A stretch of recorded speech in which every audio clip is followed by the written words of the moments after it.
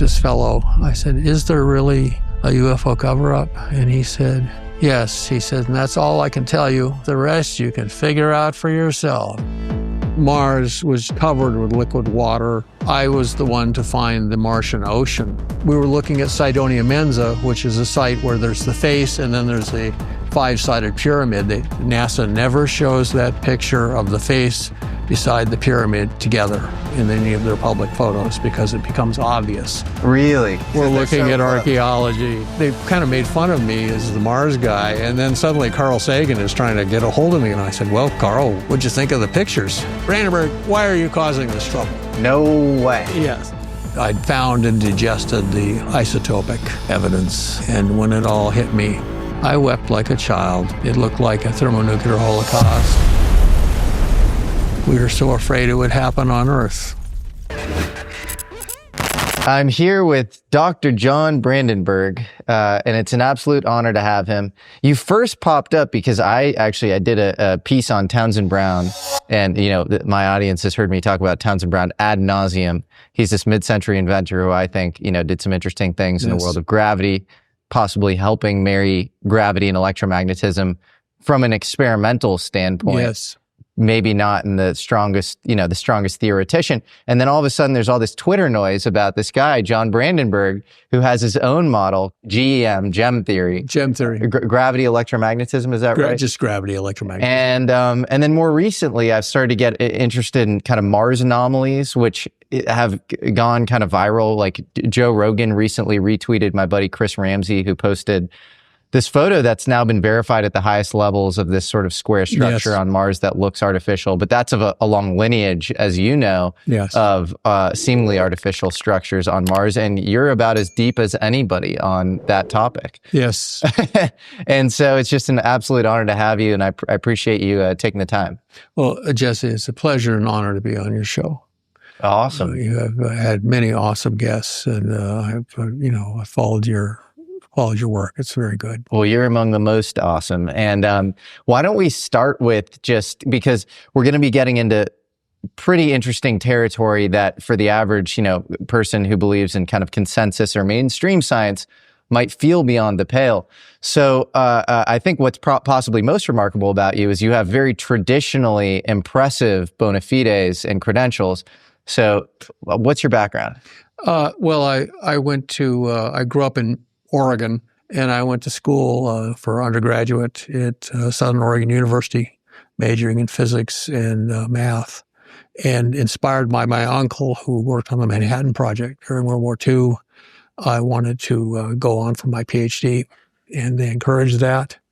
So I ended up working at Lawrence Livermore National Lab, which was a center for fusion research at the time. It's also where they had the big laser fusion experiment. And at the other end of the lab, though, they were building hydrogen bombs. So it was a very interesting atmosphere. Edward Teller was kind of the mentor of the program, and was a very entertaining character to hear talk. And he would come and talk to us, and I had several pleasant conversations with him. It was very inspirational. So then I finished there, and I went on to another government lab called Sandia National Lab and worked on directed energy weapons. I wanted to work on fusion, but all the money had suddenly dried up for fusion research. And so I worked in New Mexico for about 3 years, and that's when the laboratory staff experienced this moment of great angst and kind of morale collapse because of two things. The nuclear winter came out, and then there was a Able Archer crisis of 1983, which was classified. We were as close to a nuclear war as we were during the Cuban Missile Crisis, but it was secret. Only people on the lab premises inside the fence knew how bad things were. And I felt in despair, like a lot of other people at the lab, and that we were going to have a nuclear war by accident. And then I saw this interesting stuff on Mars, and I checked it out, and I thought suddenly I had hope for the future for the human race. I thought, well, if we discover a dead civilization on Mars, then the Cold War will be over. the Russians and Americans, we'll go to Mars together and investigate. And I remember the first night after seeing that evidence, putting my little daughter to bed and having hope for her future. And so then I went from there to Washington, D.C. and worked as a defense contractor, as a consulting physicist to the Pentagon and the intel agencies. And at the time, I didn't believe in UFOs. But after working there for about a year, suddenly it was absolutely clear there was a UFO cover-up. And at what point did that become clear? Well, I talked to a friend of a friend, worked for the Joint Chiefs of Staff at their staff level. He was a colonel, and I'd been hearing all of this rumors. The rumors were just very thick in the air during the Reagan administration. He was warning about invasions from outer space and that we ought to end the Cold War because of that. And I asked this fellow, I said, is there really a UFO cover-up? And he said, yes. He said, and that's all I can tell you. He says, the rest you can figure out for yourself, he says. This guy was on the chairman of the Joint Chiefs, or he worked for the Joint Chiefs as a staff. So you spoke. It was a friend of a friend, but you spoke directly to the person. Yes, I did. The chairman of the Joint Chiefs, and he basically he was not a chairman. He was not one of the Joint Chiefs, but he was part of their staff, staffer or something. Yeah, supporter. And he was like, there is definitely a there. Absolutely. And then I confirmed that through a second source. There was a second source. He was some hapless character I called at Space Command, and I said, I've heard there is an extraterrestrial threat whose existence is classified. I'd like to help with that program. And he said, oh, okay, here, let me see if I can connect you with somebody. And then he says, we'll have to call you back on that. What was Edward Teller like? Obviously famous he was inventor of the hydrogen bomb and... Very animated. He had big eyebrows. He's Hungarian and Jewish, and being Hungarian, he had a congenital fear of the Russians, and he was just I considered him a very creative, enlightened person. Really? Yes, and because he's it's funny, post the movie Oppenheimer, I feel like he's painted as this sort of villain who wants to just build a bigger and bigger bomb. And if you do read his letters around the creation of the H-bomb, it does belie somebody who has a conscience, who's saying, I think we need to do this for the Western world, because if we don't do this, the other side is going to do it. Yes. And it's actually really important that we figure this out. So yeah, what's your take on him? I mean, I believe he was acting on instinct, and he was from Hungary, which has a bad history with Russia, and he just intuitively felt that the Russians were working on the hydrogen bomb, and now that they had the atomic bomb, they'd gotten the atomic bomb secret, and that was what you needed to set off the hydrogen bomb. It was basically the detonator cap, and he says, we can't stop working on the hydrogen bomb, because if we do, Joseph Stalin will get the hydrogen bomb and we won't have it. And Oppenheimer was suffering from a great deal of angst about the bomb being used in World War II. And he resisted this. He says, no, we don't need the hydrogen bomb. We have the atomic bomb, and the Russians will never figure out how to build a hydrogen bomb. And later, Teller and Sakharov actually got to meet. And Sakharov, the father of the Russian hydrogen bomb, looked at all of Teller's communiques and back and forth and said, oh, Teller was right. We would have never stopped working on the hydrogen bomb. Joe Stalin wanted the hydrogen bomb. Did he? So you said you were working down the hall from him, and he was working on hydrogen bombs. Just for the audience's perspective, hydrogen bomb is basically uncontrolled fusion. Uncontrolled fusion. And the kind of holy grail in energy would be controlled fusion. Controlled fusion. That's why I've worked most of my career on Did Teller believe in the ideal of cold fusion, or not necessarily cold fusion, but controlled fusion? Oh, yes, he did. Yeah. He did. And is curiously enough, Andrei Sakharov is the designer of the tokamak, which is the leading contender to be a controlled fusion. And there's a relationship between Sakharov and Teller? Well, they were both brilliant people, and they both kind of they thought down the same passages. They looked at the data and came to the same conclusions, even though they were completely isolated from each other. Are all the conspiracies about controlled free energy? You know, you have people in UFO world like Stephen Greer who are like, it's the lost century. We figured this out 100 years ago with Tesla. The patents have left all these patent offices and inventors have died. And they'll go through like a laundry list of these inventors who, like, you know, Stan Meyer had a car that ran on water or whatever. And like, I don't know what to think about it.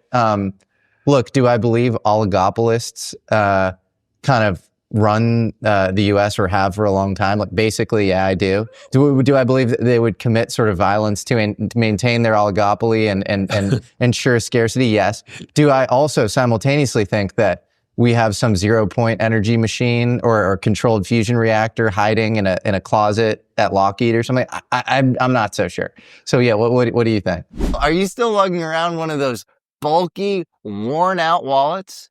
You know, I am. Your posture's not great due to that wallet. Yeah. Are you aware of that? I'm currently now more self-aware of my posture. It might be time for an upgrade.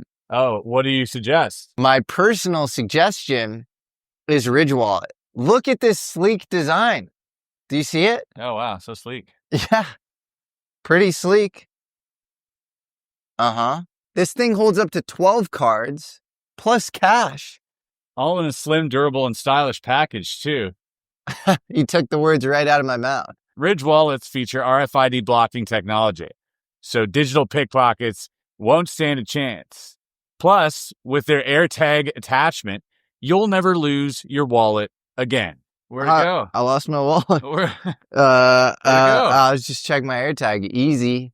Brilliant. Yeah. I was recently in the Colorado mountains, and if I had lost my Ridge wallet, I would have no problem tracking it down, even in the Rockies. Right now, Ridge is having their once-a-year anniversary sale. So get up to 40% off at ridge.com/cosmic. Just head to ridge.com/cosmic to see their biggest sale of the year. After you purchase, they will ask about where you heard about them. Where did they hear about Ridge Wallet, Chris? Right. They heard it here first on American Alchemy.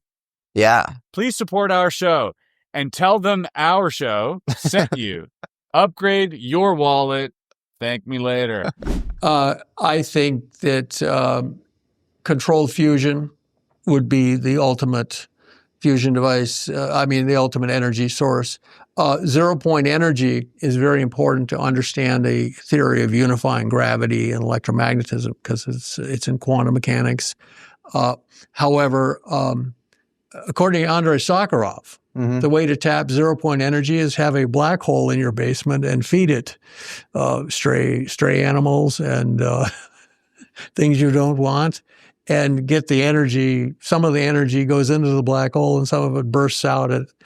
And you don't want to have a black hole in your basement. No, that doesn't sound so great. But I guess the question is, do you think there's been a line of suppressed science that has been hidden in the black, but could amount to real civil side updates in the way we live our lives, the way our cities are built? I'm not known for being a skeptic about things, but I'm a skeptic about that. I do not think, short of making your own black hole and trying to keep it in your basement, you can harness free energy. Now, I could be wrong. The times I've been wrong in my career have been mostly when I said, this can't be done. And but I don't subscribe to Jim Greer's idea that the government is keeping free energy from us. I think I do know that the fossil fuel industry is probably the most well-moneyed, most powerful lobbying group on Earth. There are countries where it is their entire lifeblood is fossil fuel. If you endanger that, you will take away. You'll be viewed as taking away their entire way of life. So, do I believe that there's an energy oligarchy trying to guard its turf? I'm afraid I do, but I think that because of global warming, which I believe is happening, we have to come up with a new form of energy. I sat down a couple of years ago with Eric Weinstein, an old colleague of mine, and Hal Puthoff, who's a kind of renowned scientist. Love Hal. Great guy. And Hal, made some interesting comments around, there was this anti-gravity craze in the 50s. And then, in the 60s, it kind of just like vaporized. Like yes, it did. It kind of went, it seemed, and he goes, they either didn't get anywhere or it went black. And that was like this famous line from that interview that got like clipped a bunch because, he's this kind of spooky insider. I agree with Hal.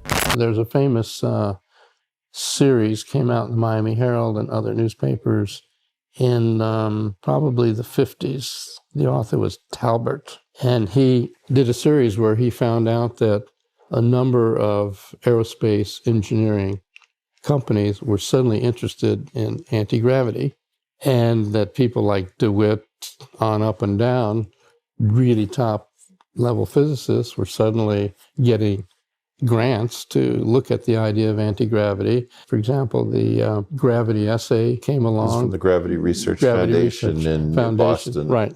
And so it looked like it was going to be a big explosion. But anyway, then it all sort of quieted down. And I could take two implications of that, and that is it quieted down because nobody ever got anywhere. Or it quieted down because they did get somewhere and it went black. So you think from Hal that's like I can neither confirm nor deny statement, and yes, that it's I would say without confirming it. Hal is still very much part of that world, and he has to follow its rules. Why do you agree with Hal that anti-gravity updates were made and went black? Well, obviously, if you have anti-gravity technology or what they call gravity modification, that's we're not anti-gravity here. We just want it to be a little bit more flexible. That's right. And so it would have great military importance.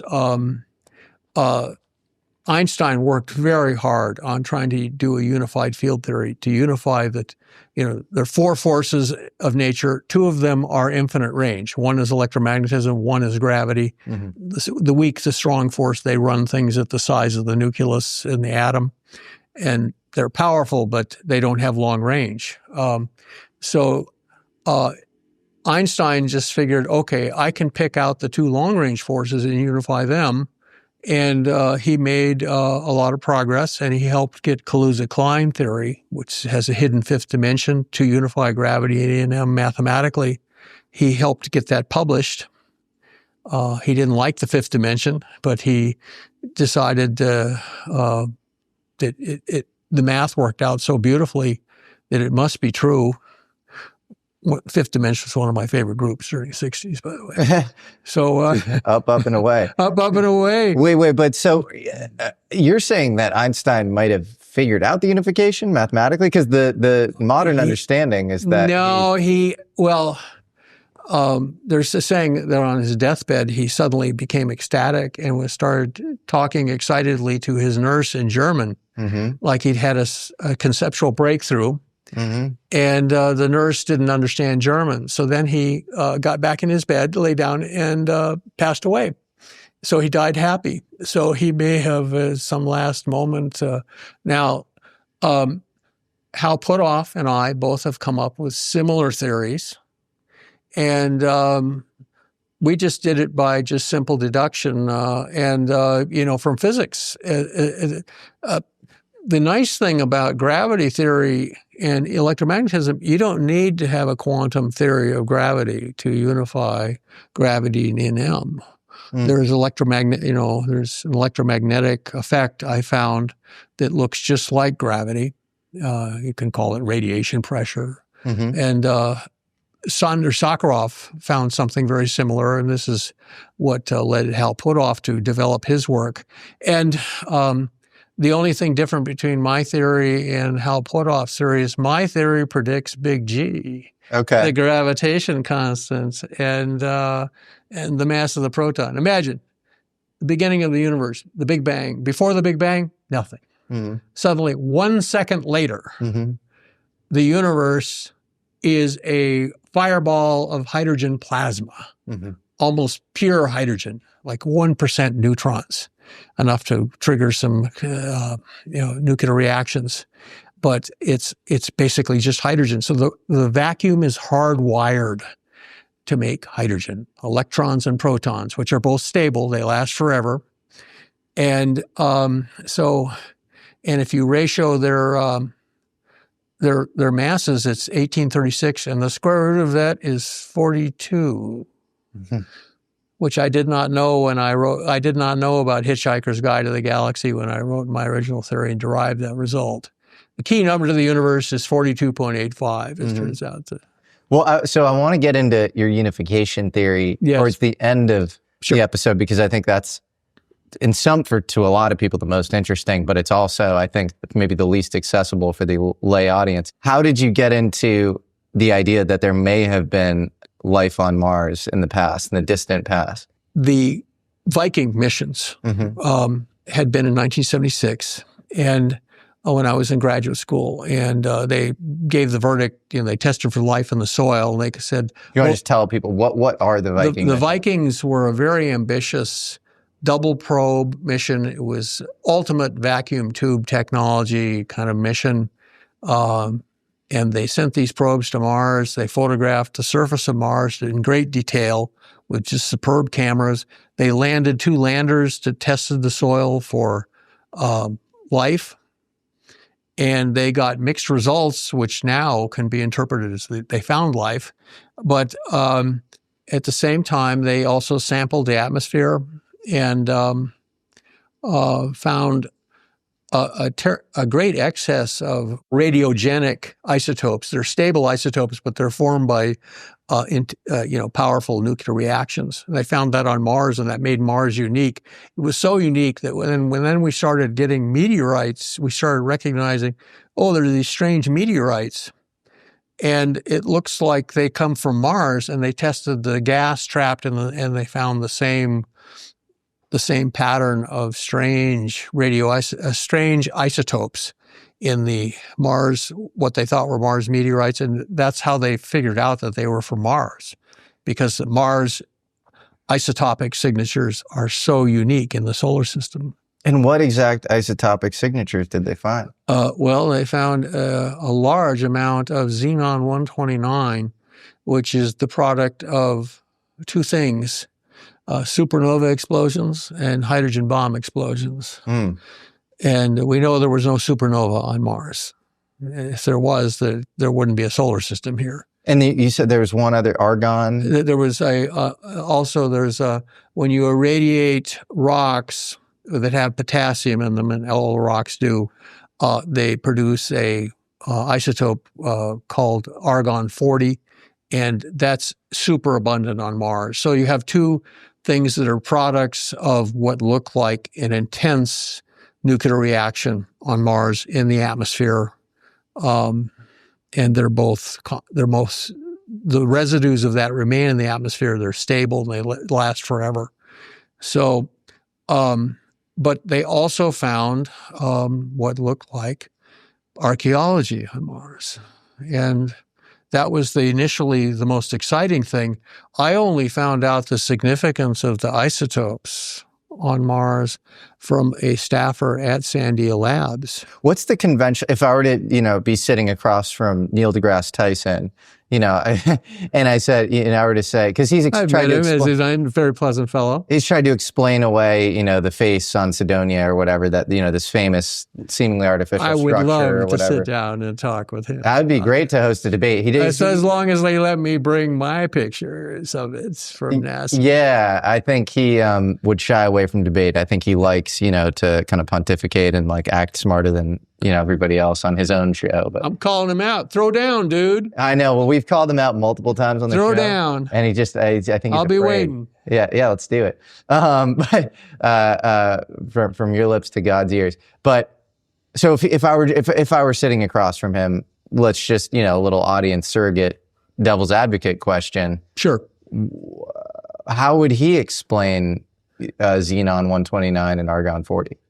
He can't. But would he admit? That's the short answer. Would he admit it is? He probably wouldn't admit it, but I've no. But would he admit that we found those? Oh, yes, he would. Yes, that's a fact. That's a fact. Okay. That's indisputable. And so he would just say there's probably some other explanation, but I don't know what it is. But yeah, that's what he would say. Yeah, that's usually the case. I have reviewed the literature very carefully on this. You can imagine I'm sticking my neck out as a scientist. Yep. But I found that the consensus among the real experts on isotopes, not just on Mars, but on the other planets and meteorites and things like this, is that there is no explanation for the xenon 129 superabundance or the argon 40 superabundance. Yeah.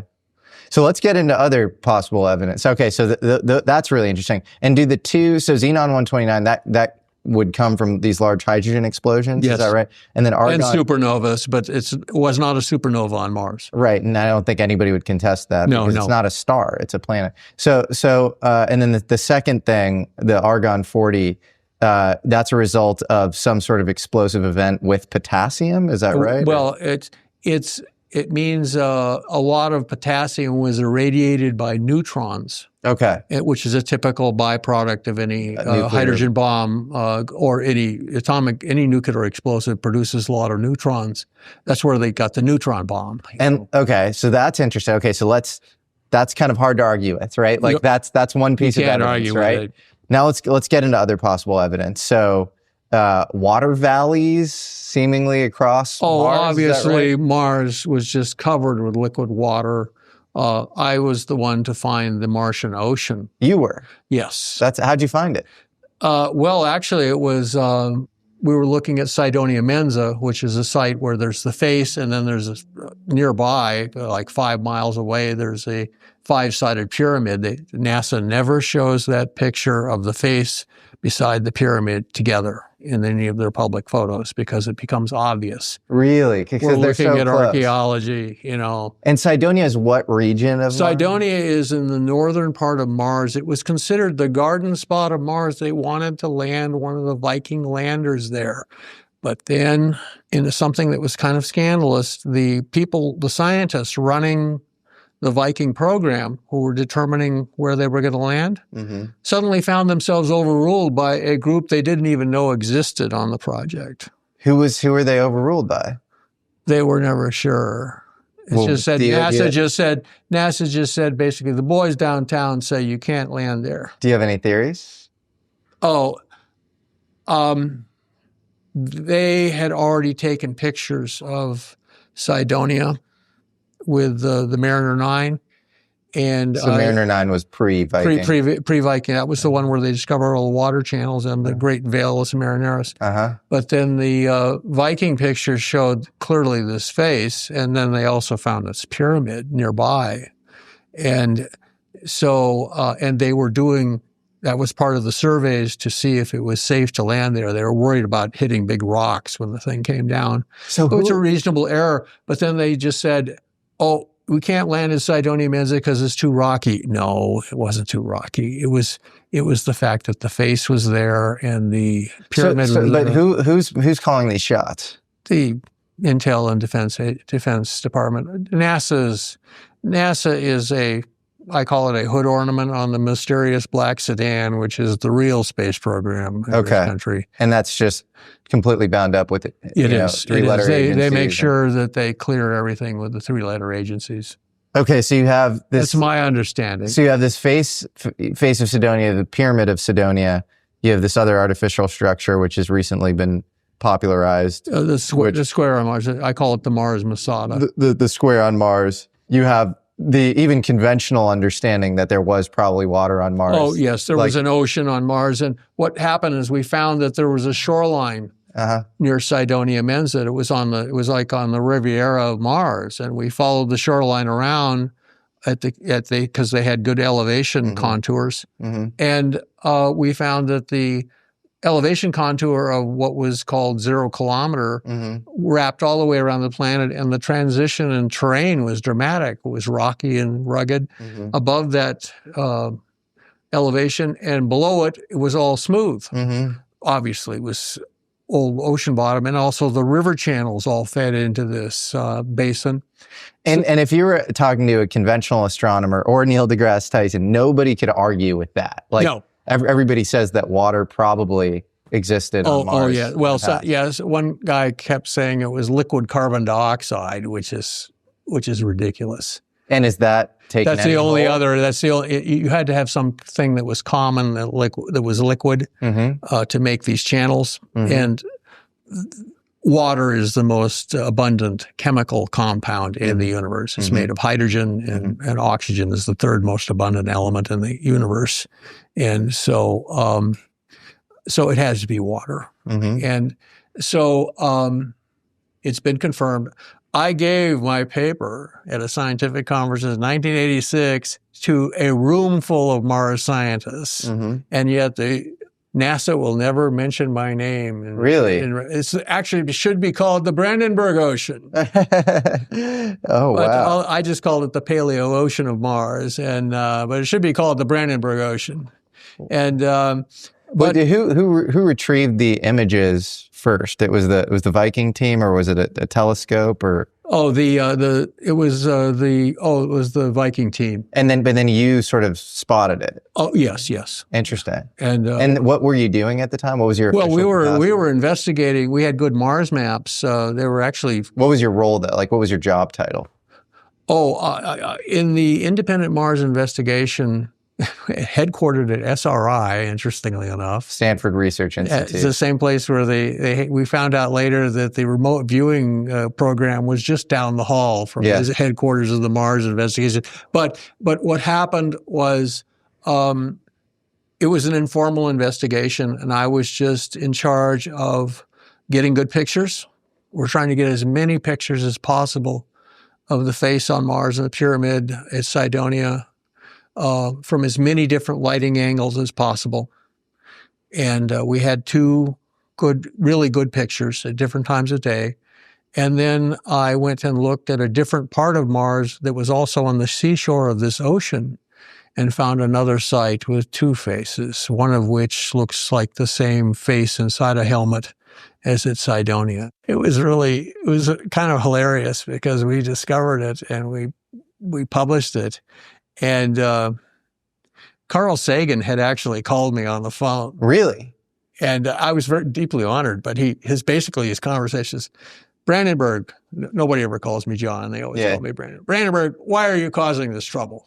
No way. Yes. He said, why are you causing this trouble? I was at Sandia Labs. I'm working on directed energy weapons, and he calls up. I get this phone call, and he says, is this Carl Sagan? I want to talk to Brandenburg. And I said, you're talking to him. And he says, why are you causing this trouble? As you know, I'm always on the hunt for things that help me stay sharp, focused, and full of energy while I'm diving into life's mysteries and making this show happen. And I've got to say, Mudwater has completely transformed my mornings. Back in the day, I used to struggle with that post-coffee crash. And let's not even get into the caffeine jitters. Mudwater gave me the smooth, steady energy I was missing. It's packed with functional mushrooms like lion's mane, chaga, and reishi, plus turmeric and cacao, all working together to keep me focused, calm, and grounded. Honestly, it's like coffee went on a yoga retreat and came back zen. What I love most is that it's not just about replacing coffee, it's a whole new ritual. It's a simple, nourishing way to start the day, and I actually look forward to it every morning. Every ingredient is USDA certified organic, vegan, non-GMO, and there's zero sugar. It's energy that doesn't mess with your sleep or make you question your life choices at 3 a.m. Ready to make the switch to cleaner energy? Head to mudwater.com, that's MUDWTR.com, and grab your starter kit today. Right now, our listeners get an exclusive deal up to 43% off your entire order, plus free shipping and a free rechargeable frother when you use code Jesse. That's right, up to 43% off with code Jesse at MUDWTR.com. After your purchase, they'll ask you how you found them. Please show your support and let them know we sent you. Keep your energy natural and refreshing all year long with Mudwater, because life's too short for anything less than clean, delicious energy. Implying that he knew more about this stuff? Oh, yeah, he knew all sorts of stuff. And apparently I was the first author on this paper we'd given at this conference. And so he kind of was very dismissive. Then we found the second face, and we advertised that at this conference. And it was a place, they just called it Utopia. And so I got another phone call from him. He said, "I'm sorry I was kind of short with you on the phone." And I said, "We found another face." He says, "Yes, I heard about that. Could you send me a copy maybe of this face, a picture of it, and tell me where it is?" And I said, "Sure." So I had a bunch of pictures, and I stuffed them in an envelope. And I said, I got his address, Carl Sagan at Cornell University Astronomy Department. And I put it in the mailbox, and I actually watched the mailbox truck take it away and go. And then at that time, I was at Sandia Labs, and I left there in the next month, and I was moving to Washington, D.C. to work at Mission Research Corporation, really excellent scientific organization supporting the Pentagon and the agencies. And so when I got there, I gave him a call, I gave his office a call, and I said, what'd you think of the, I just talked to his secretary. I said, "Oh, this is Brandenburg checking in. I'm in Washington, D.C. now. Just wondered what he thought of the pictures." And in those days, people didn't have cell phones. It was all, if you were lucky, you had a beeper. Yeah. And so over the next, and I'm going in and out because we're doing all these marketing meetings. It's the Reagan arms buildup. My God, there's all this work going on and Star Wars and stuff. And every time I come back to the office, the office manager, who's this really nice lady, says, "John, Carl Sagan called and wants to talk to you." And I would get on the phone to his office, and of course he wasn't there. And so we played telephone tag for 2 weeks. Mm-hmm. And finally I'm talking with my boss about we're going to go to Naval Research Lab and pitch this program. And the office manager walks in and she says, "John has a phone call." And my boss just looks at her like really annoyed, like, "What is this? Why are you interrupting our meeting?" And she says, "It's Carl Sagan." Mm-hmm. And my boss looked really amazed and said, "Well, I guess you better take the call, John." Mm. So it gave me instant credibility. I mean, everybody kind of talked about me because of my Mars work. Well, they were like, "Yeah, why is Carl Sagan all?" They kind of made fun of me as the Mars guy, and then suddenly Carl Sagan is trying to get a hold of me all the time, and so I go to my office, and here's Carl Sagan on the phone, and I said, "Well, Carl, what'd you think of the pictures?" He says, "I never got them." And we both had this long moment of silence. I said, "Okay, here's the frame number. Here's the long lat. Here's the, I'm going to fax you a copy right now. Just give me a fax number and I'll fax it to you." And that's what we did in those days before the internet. And he said, "Thank you." And he called me back later and said, "This isn't as big as the first one." I said, "It's about it's about 2/3 the size." He says, "But yeah, it's very interesting." He says, "It's very interesting." And that was it? And that was it. That was it. And then they changed the name of the region from being just Utopia to Galaxis Chaos. And I realized... What's the significance of that? Well, chaos means kind of cliffy ground. So it was kind of a technical description, but it was apparent that I'd thrown somebody's galaxy into chaos by finding this second face of Mars that looked like the first face at Cydonia. Wow. And now it's been confirmed. It is another face. By this point, Yeah. we knew we'd found a dead civilization on Mars. Yep. And I will be very honest with you. When we found the second face, we also found shots of the first face in Viking pictures showing it illuminated at morning, so you could see that it was symmetrical, right and left. And then I'd found and digested the isotopic evidence. And when it all kind of sitting in my office, it all hit me. I wept like a child for about 4 minutes. Why? Because they were all dead. It looked like a thermonuclear holocaust and had happened there. And we were so afraid it would happen on Earth, working at Sandia Labs. And I just was just overcome with grief. After a few minutes, I said, get a hold of yourself. I just started saying, get a hold of yourself, get a grip, And I said, don't be sad, be happy. Because now you know. Now you know. The universe has no safety net. Bad things can happen in the universe, and make sure they don't happen here. So I became very, very dedicated at that point to see that we have a human mission to Mars, boots on the ground, to find out exactly what happened on Mars, to make sure it doesn't happen here. That's my focus. Isn't one popular theory, even in, again, conventional circles, that Mars had a magnetosphere? Yes, and that did. allowed for water to exist and stuff, and that its magnetosphere was somehow stripped? Well, Mars is only half the size of Earth. It has about 1/8 the mass of Earth. What that means is its core would have cooled off quicker, and the molten core is what allows the liquid iron dynamo that generates the magnetic field on Earth to exist. So Mars may have just run out of gas, but okay, so the magnetosphere just died out. It just died out, and that wasn't. So you think they had actually extincted themselves before that, or after that? They were unrelated. I think so. I think Mars. And for the audience, the magnetosphere would allow a biosphere to exist. Yes, would allow water, but also possibly life. And it's, as they're finding out at Chernobyl, by the way, life can thrive in areas with a lot of radiation. It just mutates faster. Yes. And so accelerated evolution on Mars may have proceeded after the magnetosphere died. But there's other things going on. Mars looked like it had a dense atmosphere with a nice greenhouse going. On Mars, greenhouse effect was not a bad word. It helped Mars to have Earth-like temperatures, even though it's farther from the sun. And what happened then was suddenly all that was gone. Some cataclysm, what looks like a thermonuclear holocaust, blew most of the atmosphere off into space. So it's only got a thin, tenuous atmosphere left, and it leaked all its heat. And a planetary greenhouse traps heat. So even the core stays hotter.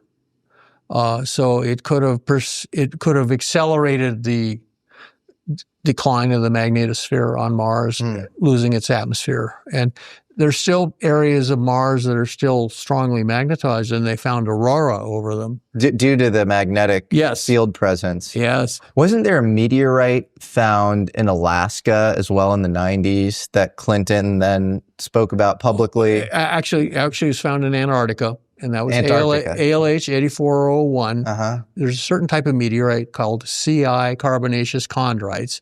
They're basically old lake bottom from some planet. And this meteorite was from Mars? Yes. We know. And that was a piece of lava, but it had a vein of carbonate inside, limestone, and it was full of organic matter. And it looked like bacterial fossils. It looked like bacterial fossils in there. Yeah. I found their evidence to be rather convincing. But they were attacked viciously.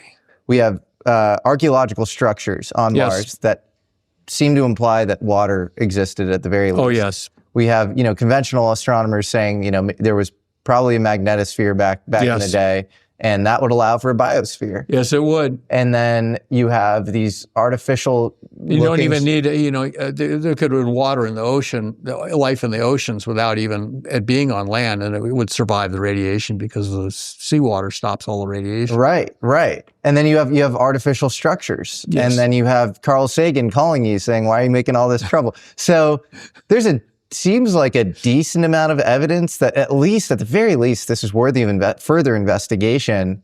And, maybe we should move our probability from 0% life on Mars to much higher than that. I think the data has received, and then you have the isotope. Has achieved critical mass now. And you have the isotopes, which are really like which nobody can explain, the xenon 129 and the argon 40.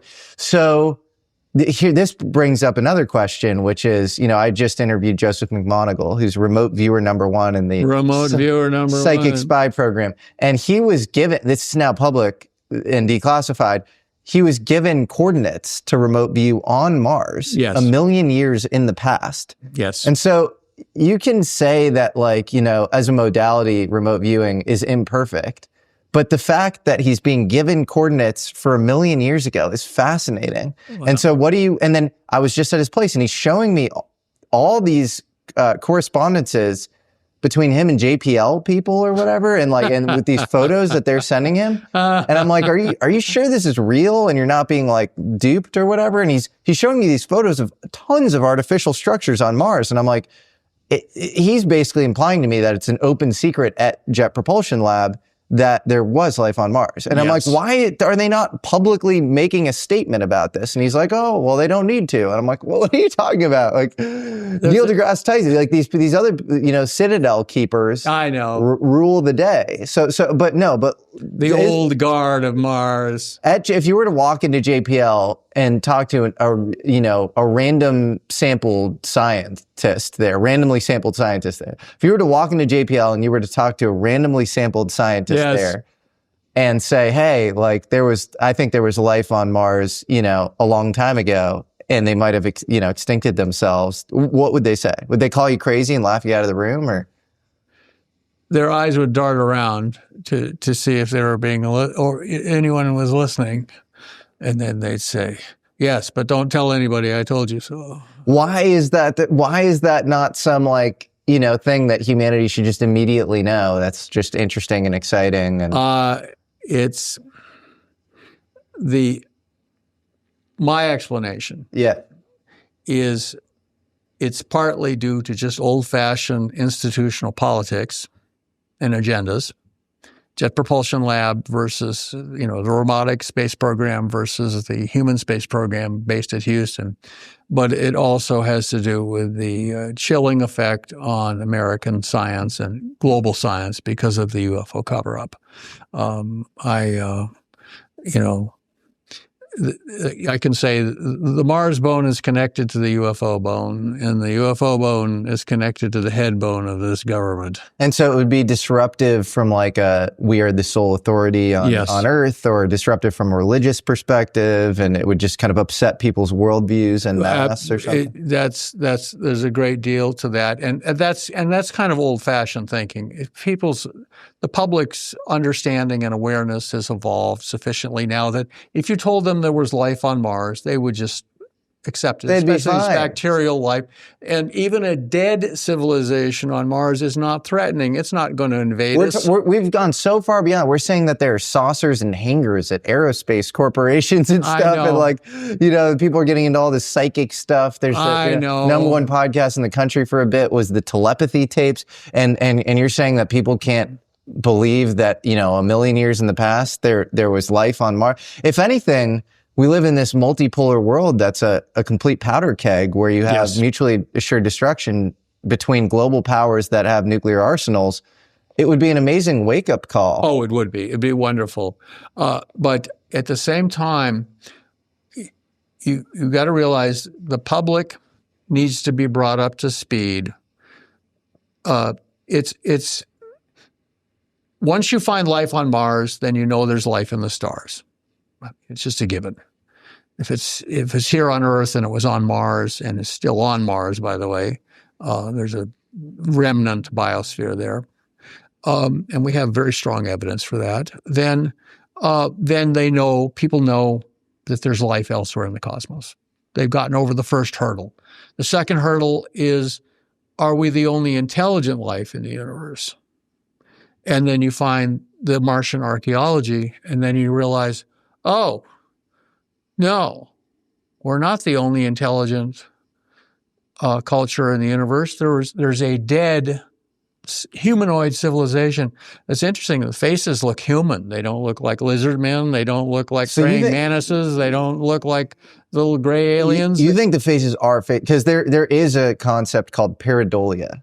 Sure. Where you see a face because it's a pattern that you're used to seeing or whatever. Yeah, and so you're sure that face is a monument that was specifically built to resemble. It's slightly eroded, like all archaeology. You look at pictures of the Sphinx when it was first photographed, It looks like hell. Yeah. They've spruced it up a lot for the tourist bureau in Egypt because it's money. You know, people want to come there and see this good face. But the thing is that there's pareidolia, and there's also another phenomenon in Egypt. It's called denial. Denial is not just a river in Egypt. There's what's called a reverse hallucination. Means you see a pattern there clearly, but you deny it exists because the implications of it are unacceptable.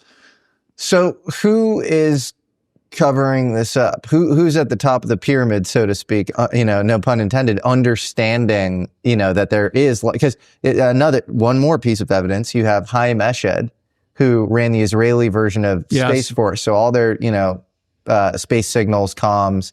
I think he won some like national security award. Yes, he did. And for Israel 3 times or something. Absolutely. He's like very well respected. Yes, he is. And in conventional circles. And I actually am in touch with like an understudy of his who speaks very good. And the Mossad knows. Yeah, the Mossad, they know. It's their business to know. I'm sure they do. And so, and hopefully, I would love for Chaim to speak and for him to come out, because that would be such an amazing crossing of the Rubicon as far as his background and credentials. And he's getting older, but he says that there's a galactic federation, that there are like factions of aliens fighting each other, and that there are American astronauts working with aliens under the ground in Mars, that there's like a biosphere underground or something. Does that seem crazy to you? I'm amazed he's saying that. Let's talk about a guilt-free alternative to alcohol that's perfect for your dry January or any time you want to unwind. Cornbread's organic CBD gummies. These gummies are an absolute lifesaver for my evening routine. They're a natural way to relax, celebrate, or wind down without the hangover. I've cut back a lot on my alcohol consumption over the last few years. For a lot of you trying out dry January or cutting back generally, it's not always easy, but swapping that glass of wine for Cornbread's CBD gummies is a total game changer. It's a simple upgrade to your evening routine that leaves you feeling great the next day without sacrificing the fun. Plus, with all natural ingredients, they're the perfect way to stay balanced. Cornbread hemp isn't just a product, it's a small way to bring balance into your life. Whether you're journaling, meditating, or simply enjoying some downtime, these gummies elevate the experience without any of the guilt. It's like having a moment of calm in your pocket, ready whenever you need it. Alcohol doesn't have to be the default anymore. Whether you're cutting back for dry January or just looking for a healthier way to relax, you've got to try Cornbread CBD gummies. Right now, American Alchemy listeners can save 30% on their first order. Just head to cornbreadhemp.com/Jesse and use code Jesse at checkout. Again, that's cornbreadhemp.com/Jesse, code Jesse. Cornbread Hemp. This is the good life. All it requires is a nice breakthrough in propulsion and contact. Then it's certainly plausible in a science fiction sense. I tend to believe that we should just have a public program to send astronauts to Mars. But my basic thing is 1, 2, 3. You go. There's life on Mars, past and present. Mm-hmm. There's a dead civilization on Mars that looked just like us and built stuff that looks like us. It's not a threat to us. It's not threatening. Mm-hmm. They look primitive. They look Bronze Age. They look human. And they're dead. And did I forget to mention, they're dead. They can't invade us. And that means, but something happened up there that looks like it may have been that they were attacked from space by somebody else. We have to go up there to Mars and find out what happened as quickly as possible to make sure it doesn't happen here. And you don't tell me you're going to send a bunch of rovers up there. You could drive rovers around Cydonia Mensa for years and maybe not find anything. You have to go up there and dig. Ask any archaeologist. Archaeology is based on digs. You have to get astronauts or with tools, shovels. They have to dig down. They have to find hieroglyphs and you think at so we have to go up there. The final, That's the third part. I keep saying the final piece of evidence. Another interesting data point is Donald Trump on Joe Rogan Experience. He immediately pointed to Mars. He goes the men. He goes the people from space. They're talking about JFK, and then he goes, "What do you think about the people from space?" And then he immediately, there's some weird non sequitur to Mars. There's no reason not to think that Mars and all these planets don't have life, because Mars, we've had probes there and rovers, and I don't think there's any life there. Well, maybe it's life that we don't know, but maybe there was life there at one point in time. So do you think like the highest levels of our government are aware? Yes, they are. Yes, they are. Okay, and there's just some tacit cover-up because of some kind of Cold War secrecy overhang of not wanting to kind of rock the boat too much. Well, the UFO cover-up is the crown jewels, but the treasury, the box of treasure, is actually on Mars. What about the moon? Is the moon bound up? Because there are some weird. Well, the moon has we've already, we've been to the front side of the moon. Yeah. If people want to watch Earth and monitor our stuff, then the moon is strategic. Mm-hmm. So you would have bases there, but you have them on the far side, interestingly enough. It's almost as if you're afraid we'll see them. The UFO cover-up people didn't want any extraterrestrial life or intelligence talked about. But Mars, my view is the human race is extremely fortunate. We have a nearby planet, easily accessible just by we don't even need to use breakthrough propulsion to get there. We can get there with sheet metal, liquid propane or methane, liquid natural gas, and liquid oxygen.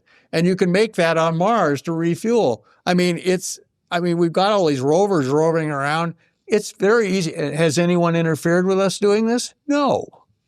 They want us to get acquainted with the fact that we're not alone in the universe. I believe the Galactic Federation, whatever you call them, they want us to advance, and they're watching out for us. But Mars is a golden opportunity for the U.S. government to advance disclosure without making the public feel threatened. Various it's good. I like that. That's like a political, You don't want. It's the bat signal. Yeah. Well, okay. Let's hope the right people hear that. That would be an interesting kind of. Elon Musk can call me anytime he wants. I love it. And I'll take calls from the president too, President Trump. I'm sure you will. You mentioned a name earlier, Richard Hoagland. He wrote a couple of books. He wrote Dark Mission, and then another one about monuments on Mars.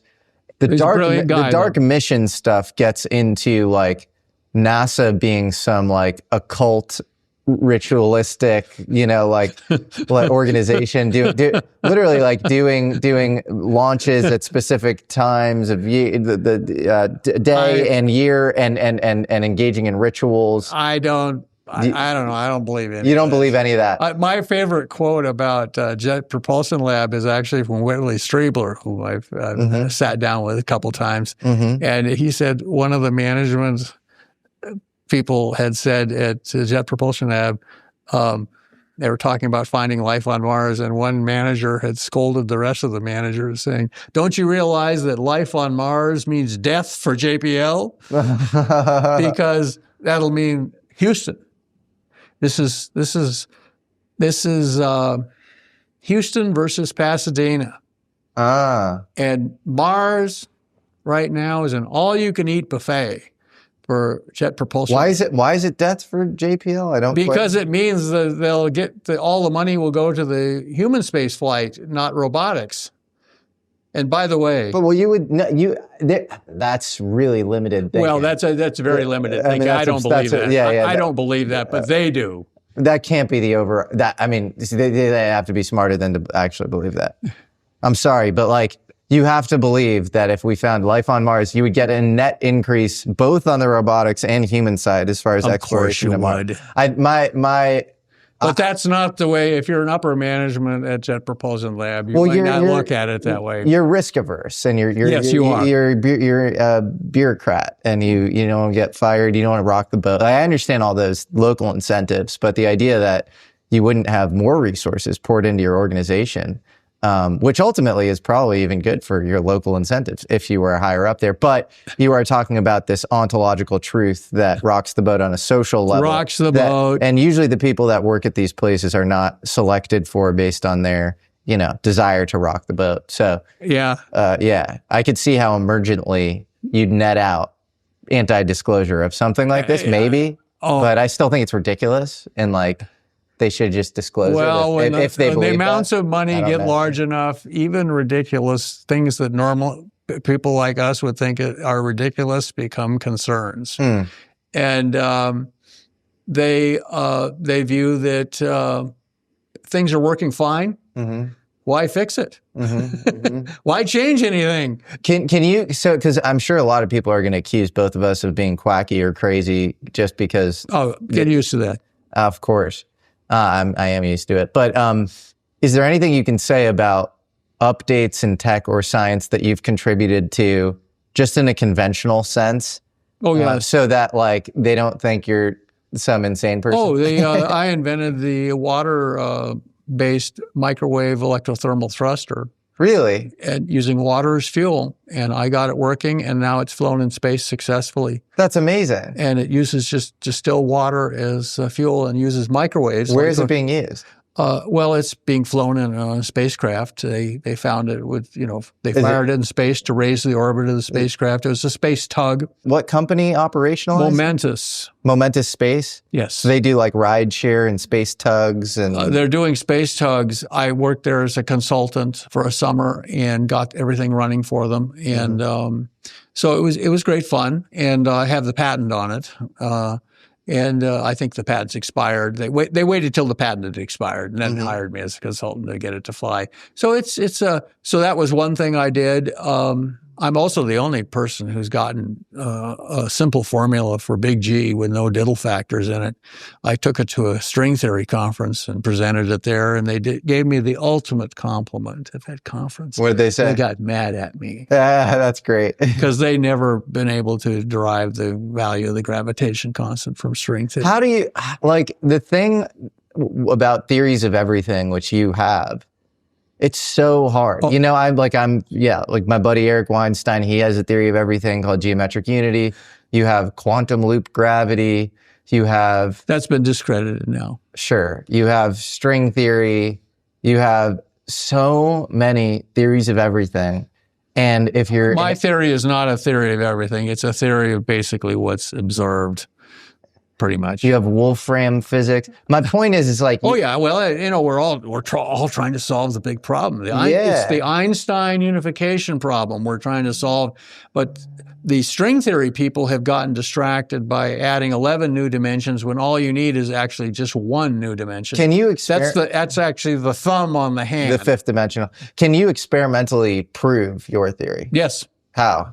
Oh, I presented it at a conference. We got experiments where we found we could pulse electromagnetic fields and get a local weakening of gravity that we could easily measure. It was like a 1 part per thousand. It wasn't, we didn't have anything flying around the room. It was basically like coils beneath balloons that we could turn on the power, and they would... If you got some physicist from Stanford or MIT or whatever to try to stress test the experimental protocol, would they have anything they'd be able to say, like, again, to discredit the experiment? No. So this is what I got up. We have 3 different methods of doing this, And I presented at the APS meeting, gravity modification. Yeah. And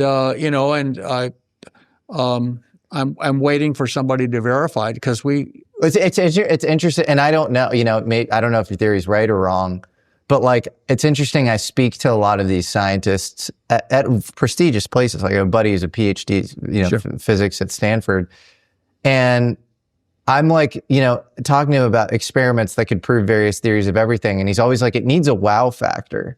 And I'm always like, well, why, what if it doesn't have a wow factor, but it just like measures out accurately on this thing? And like, he's talking about a big budget. No, but it's true. It's like you have all these competing theories of everything. And a lot of them are attached to scientists like yourself who seem like they've done credible things in other areas. So like you can't a priori just write off. But the theory is that doesn't stop anyone. But the theory is sort of sitting in this like liminal space where you're like, I got this small effect. And then like, I'm waiting for peer review or whatever. I'm like, nobody else is qualified to peer review it. And like the effects are small. And it's just it's frustrating. Oh, it is frustrating, but I've learned to become patient. And I presented at a conference and it was well received. I showed everything on how to do it. What do you need resources wise to make this more consensus? You can do these experiments for about, the simplest experiment you do for about $200. And then the other ones. The simplest experiment you can do for $200? Yes. Are you serious? It's just a Mylar balloon with some toy motor armature hung beneath it. You hit it with about 30 watts of AC power at about 400 hertz, and it will get a little bit lighter, and the balloon will rise. So you'll see weight reduction. You see weight reduction, and it's just a balloon. It's just something hanging below. I have a video of it, and I can and then we also we hung it from hung a coil. It's the best way to do it is use Tesla 3-phase rotating power, which is very commonly used now in a lot of motors for drones. It's very lightweight, very compact, very powerful. And we got things to lose like, they weighed 100 grams and we get them to lose like half a gram. Can you explain what's happening to cause the weight reduction? Yes. I mean, we have what's called a vacuum Bernoulli equation, which basically says, if you imagine people are used to electric lines of force. That's somebody touching Van de Graaff generator and their hair all stands up. Those are electric lines of force. The hair basically is materializing those. And then magnetic lines of force, you just shake, put a piece of paper over a magnet and shake iron filings. You see these lines of force from the magnetism. And then gravity has lines of force too. It's basically just, raindrops follow the lines of force of gravity. And apparently we get the lines of force to basically move away from the object and just be just concentrated in the areas around the object. And so the object itself feels less gravity. And that's the center of mass. And so if it's like hung underneath a balloon, the balloon will rise and because it's more buoyant, it's less, there's less force resisting the force of buoyancy. And then, or you can put it on a chemical scale and do it that way. People don't like doing the chemical scale because it looks like, well, maybe the electromagnetic field's interfering with the chemical scale, but we were able to show that wasn't happening.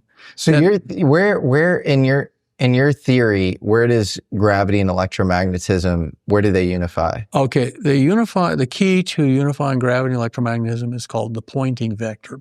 If you combine electric and magnetic fields, like in a ray of light, it points in the direction of the travel of the light photon, the light ray, and it's the direction of the radiation pressure. The theory I've proposed shows that gravity can be thought of as a form of radiation pressure. And this is also Puthoff's idea and Sakharov's idea that it's radiation pressure produced by the 0 point fluctuations. If you put Why is gravity constant or proportional to mass if it's caused by 0-point fluctuations?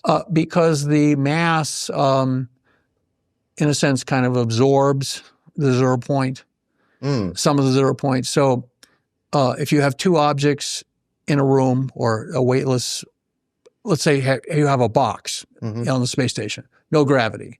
You have, and it's a dark box, and you put two bright objects in there, they will repel each other due to mutual radiation pressure. But if you turn the box white hot and then have two dark objects in there, they'll actually attract each other because of mutual shadowing with a 1/r² force, the same as gravity.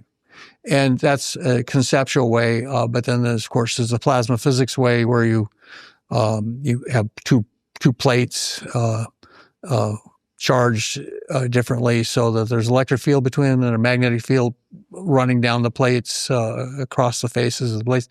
And every charged particle you put in there, regardless of mass, regardless of charge, all drift in the same direction at the same rate. Then if you if you tilt the plates relative to each other, they all accelerate at the same rate. And it looks just like gravity. And so I wrote the theory around that. One interesting result of it is that when you combine that with the metric tensor formulation of general relativity in Einstein, you get that the vacuum weighs nothing, which is reassuring.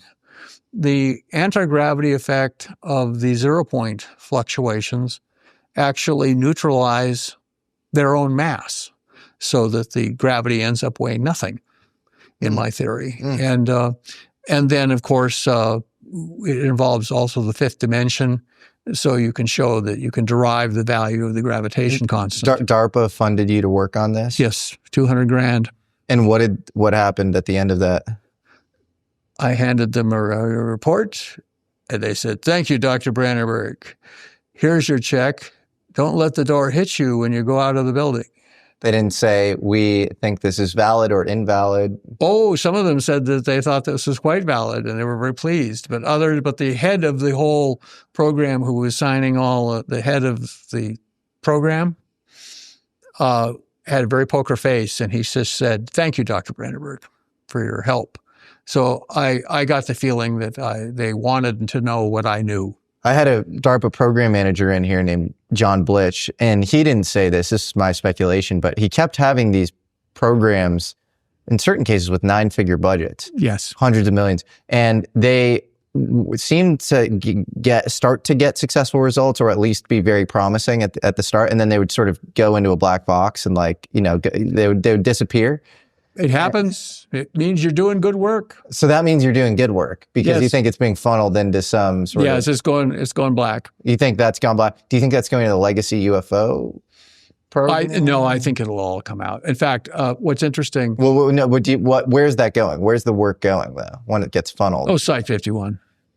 Area 51. Yeah. I mean, they probably found some parts of my theory interesting. I think they had a working kind of engineering working model of it that gave them, the effects they wanted. Mm-hmm. But they always wanted to get, a more polished physics model. Did they ever try to recruit you to legacy UFO efforts, or? I sense that they were kind of trying to do that at one point, but what happened?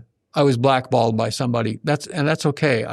I decided I was probably fortunate because I would have ended up at Site 51, and a lot of bad stuff happens out there. Who blackballed you, and how did they approach you initially? Oh, well, I was talking to one of the intel agency's people, and they... What can you say, which agency? I'd rather not. Okay. And then they kind of invited me to discuss things more deeply. And then I was invited to the headquarters of this agency and went through a very bruising kind of interrogation about something else. And it was like this person didn't want me involved, and he was trying to make me look like I was a bad person, and so what was funny is the person who was trying to recruit me apologized to me before I even went into the room to meet with these people. And he says, "I'm sorry, John, about what's going to happen." Basically, he was telling me I had been blackballed. And who was the person blackballing you? Do you have a sense of? I didn't know his name at the time. I found out his name later, but I'd rather not talk about it. Oh, you want to talk about it? No. Okay. It was in the, it was in the lower levels of an interesting building, and I just, it was. I do think all of us have good and bad days as scientists, and it was. I didn't feel badly about what my answers were, but this one person was very unhappy with me, and so it was kind of his way of getting me ruled out, and so it was an adventure. But I'd also become aware that a lot of the safety considerations that you find at a normal government facility are not followed at Site 51. And also, have you been to Area 51? No, never been there. And but I've heard of cases of people, being told to dispose of very hazardous materials, getting sick, and getting cancer, and then they ask, well, what was I handling that gave me this thing? And they said, "You don't work here anymore. You never worked here. This place doesn't exist." And one guy had to take pictures of it from the highway and said, "I used to work there." He had to tell a federal judge, "See this, all these buildings in the distance in the desert? I used to work there." And the government attorneys denied seeing any buildings in the pictures. Jesus. I know. That's horrible. It was. And so I was very glad I didn't end up there. And they were basically, the people were basically told, take this stuff out to, the back 40, dig a big pit with a bulldozer, hose it down with diesel, and burn it. Jesus. And then they stood there in the smoke, and the orders were so stupid that it was upwind of the facility. So this horrible chemical smoke got all over the facility. Everyone was coughing and wheezing, and they then developed cancer, lung cancers from what it is they were disposing of. And that's when they tried to, and the government then fired them all and wouldn't cover their medical costs. It was a horror story. And the crucial day was they showed a picture of Site 51 taken from some viewpoint on the highway where you can actually see it. And the federal judge said, "Yeah, I see the buildings there." And they said, "That's where we used to work." And the government attorneys said, "We don't see any pictures. We don't see any buildings in those pictures." Have you heard of a Z machine? I used to work next to the Z machine at Sandia. What is that? Well, it was what's called a Z pinch, means zeta. It means you're running a kind of a miniature lightning bolt through a chamber, and the magnetic force crushes the plasma, so you can get fusion that way. And it's a way to get fusion. And at Sandia Labs, they decided to make the chamber really small and the bank of capacitors that powered it really big. We're talking 1 million lightning strikes worth of power. Do you think you get with sort of high energy physics, directed energy, that sort of thing, do you think you get weird side effects with time? Because in general relativity, gravity and time are related. And, if you get enough, maybe, energy output, you might mess with gravity somehow, even if, like the stress energy tensor, Einstein's equations, you'd need like an infinite amount of energy, but maybe there are ways to amplify that per this Navy scientist Sal Pais's work. Can you, via very high amounts of electromagnetism, kind of break space-time itself? Oh, I believe it's quite possible. And then where does that lead you ontologically? If it gives you warp drive, you can open up maybe a portal to Alpha Centauri. Time with a wormhole connecting you to Alpha Centauri. So, do we have some sort of like sub Rosa space program that involves like portals to like other like star systems or something? Or? By the time you realize we're not the only intelligent people in the universe, and we're not the most advanced, because the universe is a lot older than we are, and then you kind of have to adopt a slightly science fiction attitude that, well, kind of everything is possible.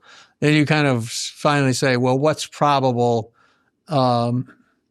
You'd say, well, if we had stuff like that, then people would blab about it in their sleep or in a bar or something. But then they do.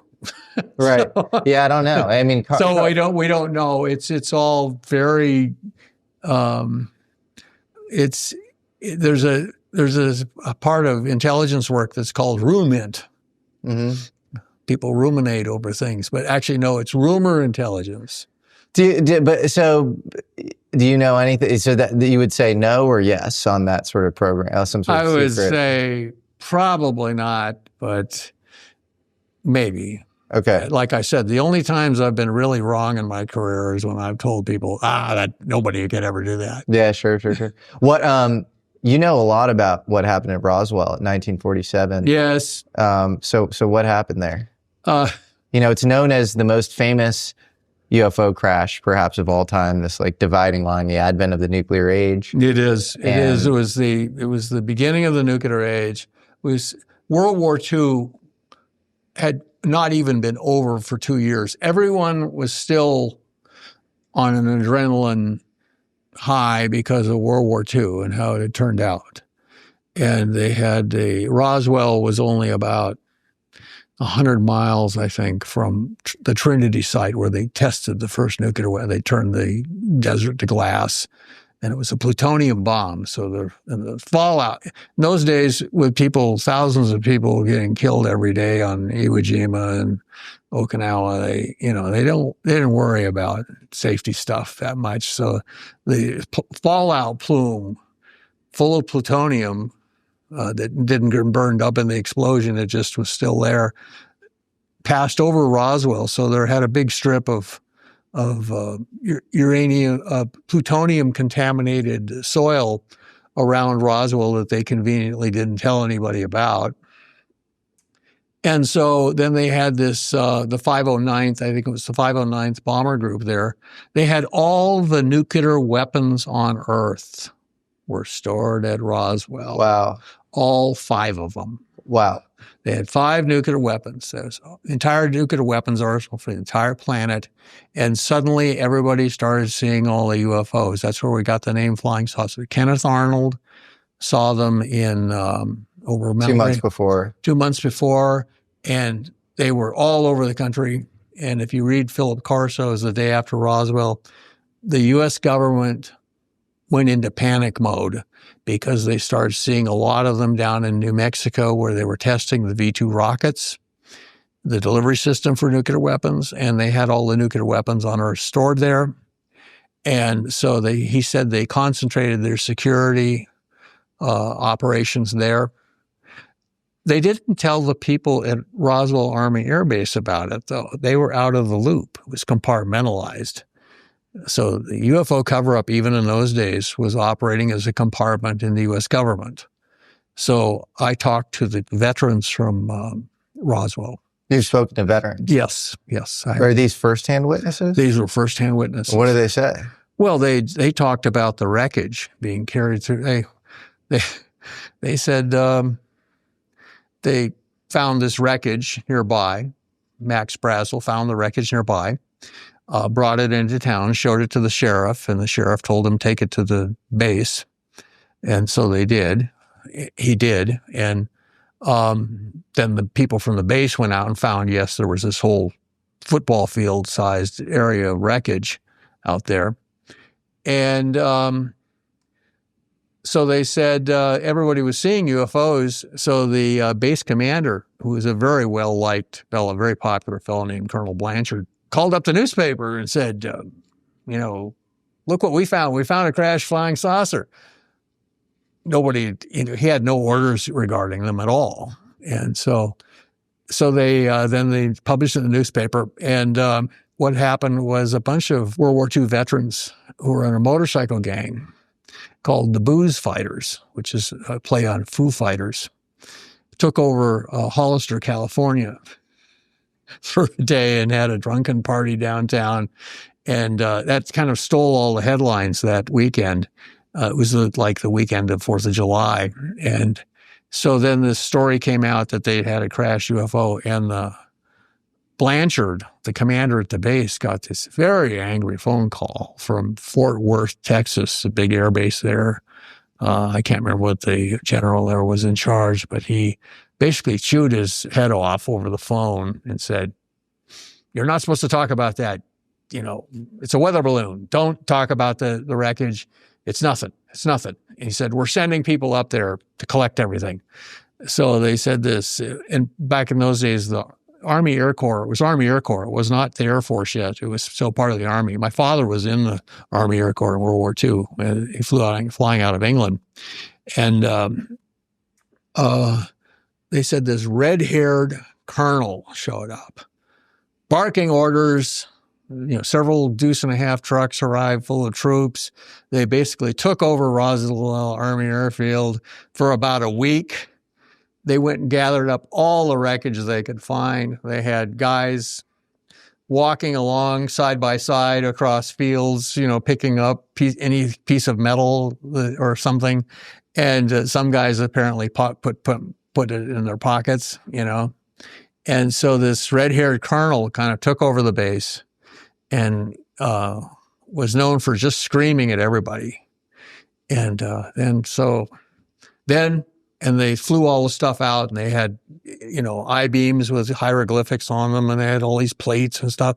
They told me about this stuff, and at this conference, it was called Reminiscences of Roswell, and it was a bunch of people brought together who were the survivor officers and the daughters of the sheriff, and it was a great experience to be there. And I sat at a banquet next to these people, and we had a great time. And but what happened then was, suddenly everything was gone, and life went back to normal. And they said they had the base commander would have a meeting with his chief officers every Monday morning.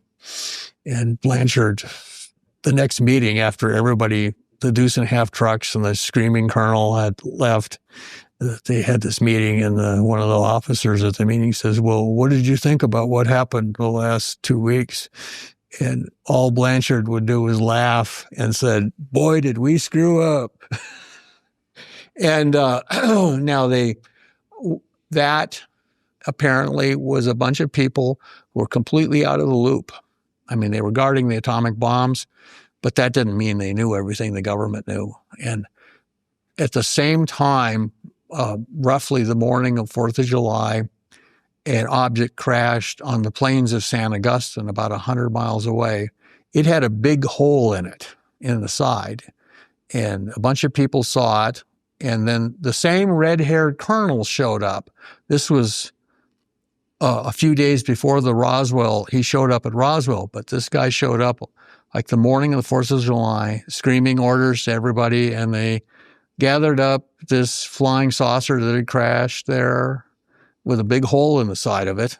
And the dead aliens, and there was apparently one live alien, and they got them all and just hauled them away. And there was a team of archaeologists investigating Indian ruins. And then there were some campers. And this red-haired colonel lined them all up and said that if they told anybody about what they had seen, the government was going to kill them. And their families too. I mean, it was wartime, warlike secrecy. And you must remember, it was less than 2 years after World War II. It was loose lips sink ships. Everybody was still operating that way. These people remember seeing the whole sky light up because of the first nuclear test, and then wondering what had happened, and then the government saying, "Oh, we had an accident at an ammo dump." Mm-hmm. That's what caused the big flash that lit up the entire sky. That's helpful context. Oh yeah. So the context of it was everyone was used to secrecy, used to following orders, and used to trusting the government for everything. And so then So then, so there were 2 recoveries, basically following roughly the early morning of 4th of July. And they were about 100 miles apart. One of them was a saucer with a big hole in the side, and the other one was a field of wreckage of, something had exploded in midair. And what I found out was that we had a night fighter during World War II called the Black Widow. Was painted glossy black, just like the Spider.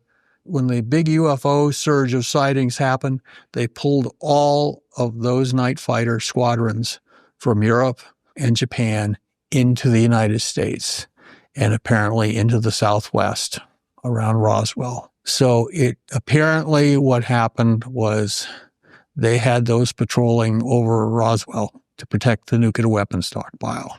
Do you think there were bodies found at Roswell? Oh, yes. I'm quite confident that they recovered bodies.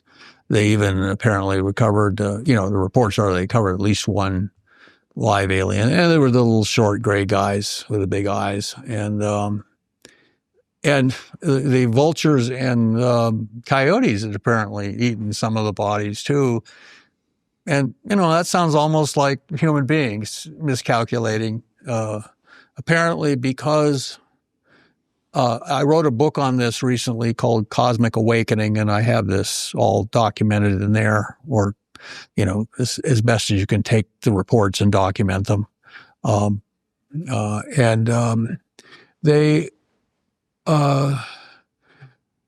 People make mistakes. Even people in outer space make mistakes, just like humans do. They miscalculate, and not only that, you're trying to find some plutonium. They're there flying over Roswell, trying to figure out how many nuclear weapons we have there, how big they are. But there's so much plutonium in the area that they have to fly really close to the ground to get a good signal. In fact, they're flying 2 craft close together so that one can get the kind of noise level and the other one will get the signal. And you could just imagine, and there was apparently a very bad lightning storm that night. So here are these people from outer space flying around. They're trying to get this very sensitive signal to get some good data. And there's lightning storms going on, and it's all in electromagnetic interference, which really bothers like sensitive electronics. But the P-61 Black Widow was vacuum tube technology. They were used to flying through tropical thunderstorms. That's the conventional story in Philip J. Corso's account and others, is that it's some sort of high-powered radar directed energy thing. I don't think so. It was they were during World War II. The Foo Fighters were commonly spotted, and there were all sorts of radar beams flying around. They never reported any crashes then. They would have been operating in the Earth's environment with powerful radar beams scanning around. So is that some sort of myth? Like, that's what Stephen Greer and a bunch of other people sort of repeat all the time, is that directed energy weapons is how you take these things out, which I feel awkward talking about because I think it's a really bad sort of semi-unethical thing if that's the case. But no, extremely unethical. But that's not. I you know don't think that's it's real? sad to reflect on the fact that there may have been secret clashes between our military and extraterrestrials, but. Well, it's almost like going out in a plastic boat and running into some killer whales, and they start ramming your boat. What are you going to do? Well, often it's like, I think we lure them in with nuclear material and then do that. Oh, there's. Isn't that messed up? Well, I heard accounts saying that the government wanted as many crashes as possible so they could harvest as much technology. And, if you can't capture one craft intact, you can maybe capture 3 pieces of different craft and, kind of combine them together and figure out the systems. So it was the Cold War. We'd just gotten done with World War II. They were fighting the Korean War. remember in 1952, they were overflying, UFOs were overflying Washington, D.C., and they were still fighting the Korean War in Korea at the time. So it was very much I grew up during the Cold War and in the shadow of World War II. And it was, all my uncles, except for my nuclear physicist uncle, had been in combat veterans of World War II. Some of the most interesting evidence I've found for Roswell is actually that there was a contract between Los Alamos and Battelle Memorial Institute in 1949, and it was around nitinol. And nitinol is basically this like almost memory metal that remains unperturbed no matter how much you kind of put stress against it or shape shift it. It always kind of goes back into its original form, and it's really cool. And it was like declassified by Battelle in the 60s. So you have to ask this question: why was it like classified for a decade plus? And then why does Los Alamos have a contract with Battelle in 1949, right after the Roswell crash, or maybe Aztec crash of 1948, I don't know.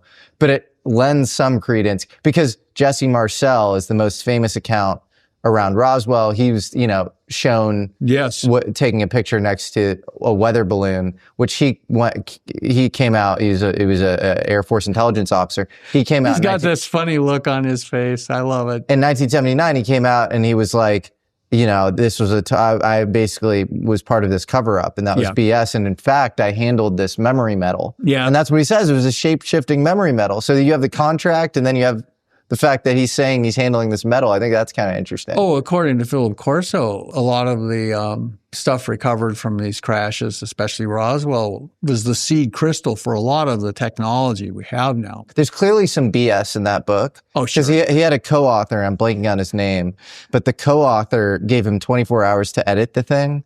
And so it's like he didn't, it was clearly like somehow, the narrative was controlled in some ways, in a way that sprinkled in BS with maybe some real elements.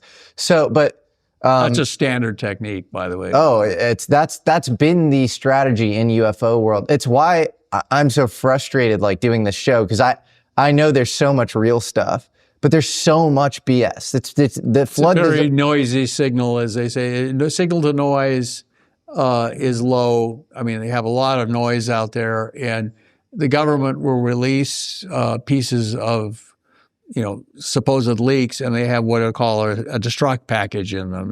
They have a something that can be immediately proved. That's wrong. Right. The government hands you a mixed bag, and then you have to sort of like, chew through it, and it's passage material, and it's recruiting, and it's all sorts of, it's very effective strategy. The flood the zone strategy. Oh yeah, it's flood the zone. And in the 80s and really the 70s. It's also called blowing smoke. I think UFOs, because J. Allen Hynek was, he was the Blue Book guy. The astronomer. And he claimed to flip, and you had, James McDonald, who's this Arizona State, physicist. Yes. Who was earnestly looking into the UFO thing and had his own UFO sighting at Savannah River Site, this plutonium, reactor in South Carolina.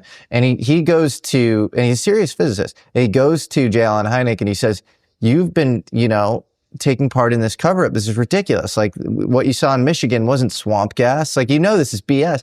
And J. Allen Hynek gets all sad. And then J. Allen Hynek, the nominal story is that J. Allen Hynek flips to being like reformed and pro-UFO. He had a come to Jesus moment. I think that's fake. I don't think that's a real story. Actually, this is really crazy, but Rod Serling, who happens to be my dad's godfather, and he made UFOs past, present, and future. So I think Edwards Air Force Base reaches out to him and like promises him like footage of a UFO.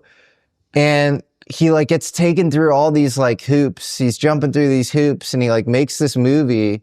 And Jacques Vallée, who's J. Allen Hynek's assistant, and J. Allen Hynek show up in the movie. And they're pushing really hard this extraterrestrial hypothesis. That's what it feels like. Interesting. Which Jacques Vallée then sort of moves out of, and he moves more into this kind of interdimensional control system hypothesis. Angels, demons, that sort of thing, which I think is probably directionally more correct or something. But at least as, I don't know, who knows? Maybe we're seeing a medley of phenomena. But they're sort of pushing that. And then there is like a little bit of video from, I think Edwards or one of the other Air Force bases. And it just is super unsatisfying. And there's a pretty good debunk of it online where it's probably just an F-4 fighter jet. Yeah. And like, I believe it probably is just an F-4 fighter jet. So like, I basically think that movie was like lured in. Like to buy like, and they wanted Sterling to be involved. They want Sterling to be involved, and then J.L. Hynek also. I just learned this. He, I think, provided the laptop to Paul Benowitz, where Paul Benowitz was receiving alien signals. He's being psyoped by Rick Doty, who's an Air Force officer, special investigations. They put agent. LSD in his toothpaste for something. Yeah, and he gets visited by John. I used to drive into Sandia lab every morning right past Paul Benowitz's office. Mm-hmm. He had a company called Thunder Corporation. Wow. It was remote sensing. That was his specialty. Ultraviolet, infrared, magnetic, everything. Interesting. And every morning I'd see Thunder Corporation. That looks like an interesting place. And then I found out later it was the scene of this terrible drama of him sighting things over. There's a mountain out in the desert at Kirtland Air Force Base called Monzano Mountain, and they store nuclear weapons there. He'd sighted UFOs flying over there a lot and had all sorts of recordings. And the government came to him and said, Paul, don't do this anymore. Quit doing that and don't talk about it. And he told them where to stuff it. And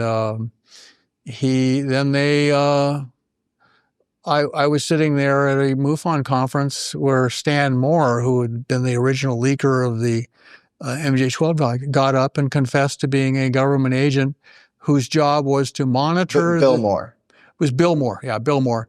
His job was to monitor the effectiveness of the PSYOP operation on Benowitz to drive him insane, so that no one would pay any attention to him. And Benowitz ended up committing suicide. I wasn't aware. I heard he died in a mental institution. They involuntarily committed him, and that's what happens.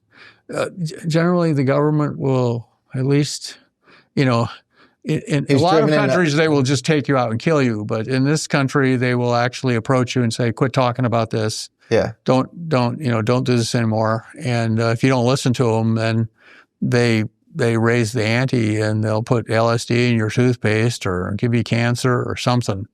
And that's in other words, that's part of what the government is covering up, is a lot of its activities in preserving this secret. Don't you find that interesting that there's a J.L. Hynek Paul Benowitz connection? I mean, that's pretty insane. I find it sad. Yeah. Because Hynek, then being a smart guy, would have to realize what they were doing to Paul Benowitz. And then Hynek was in Close Encounters of the Third Kind. Yeah. And which, in my book, Cosmic Awakening, I discussed, was apparently the government's celebration of, through Hollywood, of an accommodation with the gray aliens. That they were going to have not only detente in the Cold War, they were going to have detente in outer space. But that didn't work out very well. And there was this reported military clash at Dulce, but the reports, I heard several reports of it in D.C., and Leonard Stringfield talked to me about it, and he said he'd heard 3 different versions. The only difference between the versions was the number of people who got killed, both human and alien. And he said that, so he believed it had really happened because he talked to military veterans. Do you think aliens are good or bad, or? Oh, they're like us. They're a mix. Yeah. They're a mix. I mean, you pick a human version. Do you think they're extraterrestrial or interdimensional or all? Well, I think most of them are just flesh and blood like we are. They make mistakes like we do. They crash in the desert. The coyotes and vultures eat their bodies. That doesn't sound like an interdimensional being to me. But at the same time, human beings are partly interdimensional. We have a consciousness that is not, they're parts of the human being that can't really be isolated and analyzed scientifically right now. And that's probably a good thing. But then you know, I'm just an Episcopalian. It was funny. I was a Pentecostal fundamentalist when I was younger. Because of that, I believe in the supernatural. Yeah. So there are interdimensional beings, I believe. And what's really fascinating to me is that the major religions on Earth are cosmic religions, where the supreme being is a cosmic God. He's not just a God of Earth. He's not just a God of human beings. He's a God of everything. And that makes our religious heritages among the major religions, and I'm most familiar with Judeo-Christianity because I am part of that religion, a Christian. Somebody can come from outer space and land in my backyard and say, well, I created you. I own this planet. And I say, well, no, God owns me. Mm-hmm. I don't know who you are. Mm-hmm. God owns you too, even if you don't realize it. I said, look, you may think I'm a speck of dust. You're a speck of dust to God too. We're all equal in sight of God. What is God to you? How would you define God? Well, he's the supreme being. He's the Almighty. How do you follow God? Oh, well, I just go to church. Mm-hmm. My Christianity's fairly boring. Mm-hmm. I just go to church and I worship, and it's a very personal thing for me. And I wouldn't even be doing this unless I felt God wanted me to do it. It's some parts of it are kind of frightening, but when I realize God is in charge, it doesn't make me afraid anymore. That's beautiful. Well, Dr. Brandenburg, I really appreciate your time, man. This has been a pleasure and an honor. Blast. Yeah, no, likewise. Thank you for the wonderful questions. Oh, yeah. Well, I think people will really enjoy this. Yeah, and also I wrote Yes, I wrote a science fiction novel about everything I heard about in Washington, D.C., around the water cooler and the coffee machine. I have people who've approached me from Hollywood now. They're going to try and make it a new movie. Love it. Well, thank you, Dr. Brandenburg. Thank you so much. This is a blast, man. Oh, it's great. I'm so glad you liked it.